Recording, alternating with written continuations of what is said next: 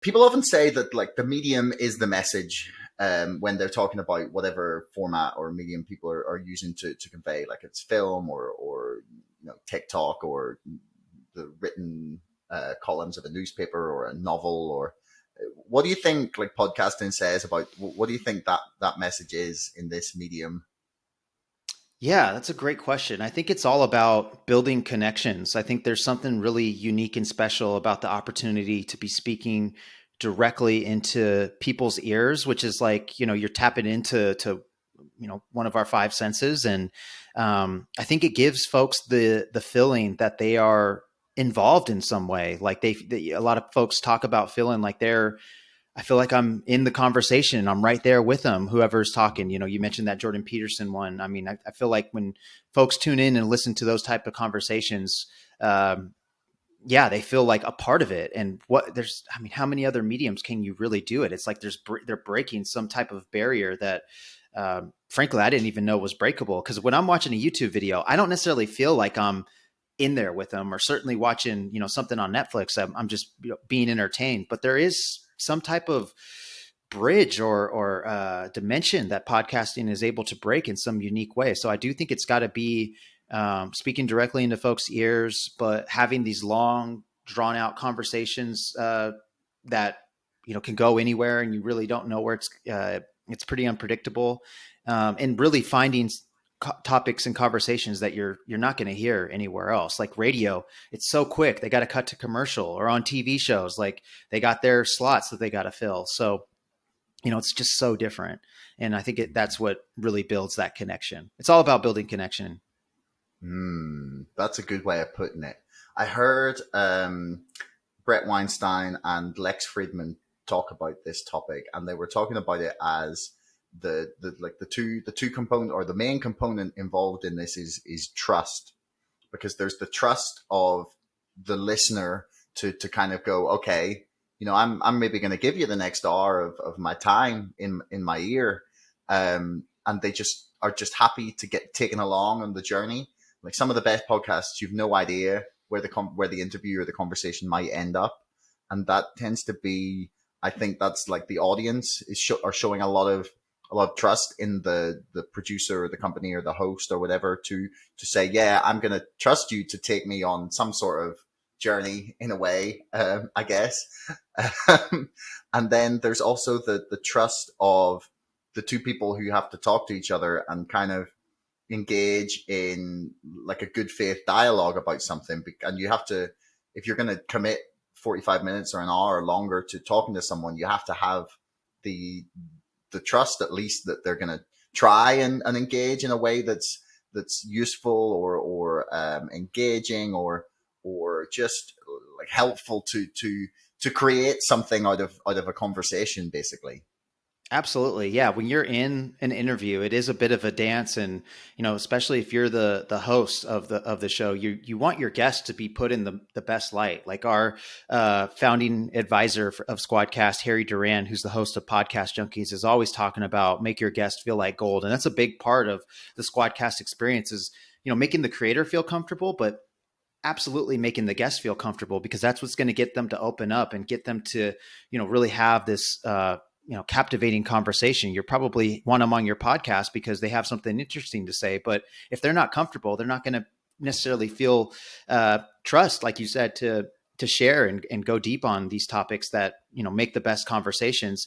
And then you're absolutely right about there's another trust and really a relationship that's being formed between the listener and the podcaster. And a lot of trust is baked into that. And I think, that Jay-Z quote comes to mind, where it's like, you could have been anywhere else in the world, but you're here with me. I mean, there is so much content out there that you can listen to. And so I think, folks, when they're looking at what to choose from, they're like, what do I commit to? I only got 30 minutes, or I only got this hour-long commute. Like, what am I gonna put on? And I want it to be worth my time. And so I do think there's a lot of trust, and I think it's upon the creator to fulfill that and take that very seriously. And honestly, all the best creators, the creators that inspire me and I aspire to be like, and probably anybody who's listening, their favorite creator, like they do take that very seriously. That's one of the things that I've learned is they understand how big of a deal building relationships are with their audience and how big of a deal, how much trust is at play with their audience and their guests as well. So they take that stuff very seriously and they work very hard to uphold it. So where do you think, or actually, do you think part of the reason that like podcasters can build that trust is because they're in your ear?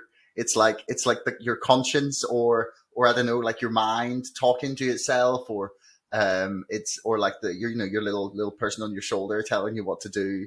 Do you think there's like a psychological thing that you're kind of like hearing their voice in your head essentially? I think there's some element of that. I think there's some, again, like feeling that you kind of build a connection and get to know this person. Lex Fridman's a great example of that. He's actually, I think, becoming my favorite podcaster because, he's such a smart person, but acts like he's, learning everything for the first time, or still has that beginner's mindset is a better way to put it.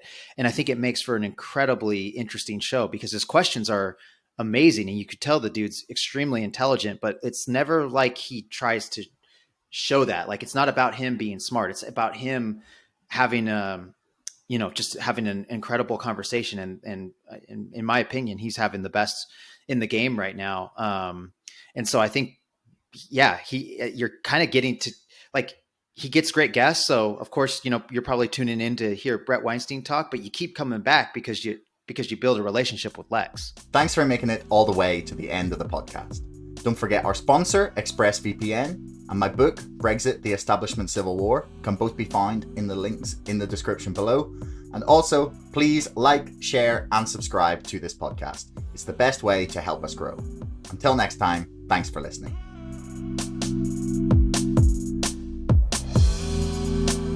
Screw the hedge funds. You can make as many rules as you want, but if there's no teeth behind them, what's the point? Well, like Citadel is potentially just gone in a few months.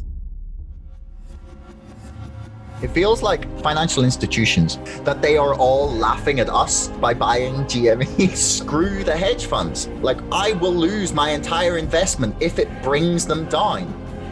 Why on earth, last May, could you buy the entire company for $200 million? What's been happening on Reddit and in social media and in the marketplace has never been seen before. I argue that nothing is off the table. There is nothing off the table when dealing with the volumes of money in something as big as the United States stock market. The hedge funds have clearly underestimated a group of people raised on Friday night World of Warcraft raids. Dark pools, they're another mechanism to manipulate and cheat. Mainstream journalists don't say these things for a number of reasons. One is their sources are the people that I'm talking about, and so they can't call somebody a crook. Superstonk and the other communities that have emerged are a hive mind, the likes of which we have never seen before. It's madness and brilliance, insanity and genius all rolled into one. It's very possible that Citadel will be gone in a few months. And not just Citadel, but the entire financial system has the potential to come crashing down. These crooks continue to gamble recklessly with the world economy, and this could be the moment that they finally get their justice.